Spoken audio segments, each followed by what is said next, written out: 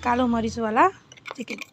र यो चिकनको लागि मैले पहिले तपाईँलाई अब कालो मरिच पिसेको देख्नुपर्ने हो, तर अब पहिले राखिसकेको चिकन र नुन, चिकन साफ गरेर एकदम सफा गरेर चिकन र नुन राखियो। अब अदुवा र लसुनको पेस्ट हाल्ने हो 2 चम्चा जति।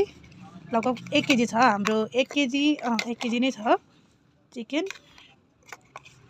र यसलाई अब हामीले के हाल्यौँ, अदुवा लसुन हाल्यौँ अनि नुन र मैले कालो मरिच हुन्छ नि हो त्यो हालेँ। त्यो हालेर अब यसलाई हामीले अब पेस्ट, अब यसमा दही पनि मिलाउने है। दही हेर्नुहोस् कति धेरै छ, 1 केजीमा कमसेकम 200 ग्राम जति दही मिक्साउने। यो बनाउनु एकदम सजिलो छ, हेर्नुहोस्। अब यसलाई फिट्ने, हातले मजाले फिटेर राख्ने म्यारिनेसन गर्नको लागि। मजाले म्यारिनेट यसलाई गर्नुपर्छ है। कालो मरिच कम लाग्यो, मैले फेरि अलिकति थपेँ है, अलिक धेरै हुनपर्छ अनि मिठो हुन्छ यो। अब यसलाई हामीले म्यारिनेट गरेर यसलाई मजाले मोलेर राखिदिने हो 15 मिनटको लागि। सेट हुन्छ यसमा, सबै फ्लेभरहरू एड हुन्छ। त्यतिखेरसम्म हामीले अब प्याज चप गर्नुपर्छ। ल अब हामीले यसलाई म्यारिनेट गरिसकेका छौँ। अब यसलाई छोपेर 15 मिनटको लागि रेस्टको लागि यसलाई राखिदिने, सबै फ्लेभरहरू यसमा आउँछ। अब हामीले प्याज काट्नेछौँ। यसलाई प्याज रफली काटिनु हुन्छ, केही गर्न पर्दैन, मसिनो मोटो बाक्लो केही एउटा पर्दैन, यसलाई हल्का पकाउने मात्रै हो, रफली चप गर्ने।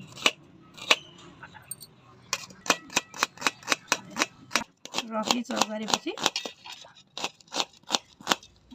भयो, यति भए पुग्छ हामीलाई त्यतिको लागि। अब हामीले प्याज फ्राई गर्ने। मेरो क्यामेराम्यानलाई डिस्टर्ब भयो जस्तो छ। डिस्टर्ब होइन, दुख्यो। हेर्ने यसलाई अलिअलि नरम पार्ने हो, धेरैलाई पकाउने होइन, हल्का नरम मात्रै पार्ने हो प्याजलाई। जब तक यसको कच्चापन स्मेल आउने हुन्छ त्यो हट्नको लागि हामीले प्याजलाई फ्राई गर्छौँ। र यसमा हामीले लसुन अनि खुर्सानी, साथमा यो हरियो खुर्सानी तिनीसँगै फ्राई गर्छौँ है। अनि यो फ्राई गरिसकेपछि यसमा अलिकति काजु पनि फ्राई गर्ने। यो काजुले चाहिँ के हुन्छ, फ्लेभर इन्हेन्स गर्न मद्दत गर्छ, मिठो बनाउँछ, यसले क्रिमी आउँछ। यो अझै अलिकति होस्, त्यसपछि बल्ल हामी यसलाई गर्छौँ। हेर्नुहोस् त कति राम्रो देखेको छ, हेर्दै आकर्षित। खाना पकाउने मान्छेको एउटा स्पेसलिटी के हुन्छ भने चाहिँ हामीले कुनै कुरा मिठो र राम्रो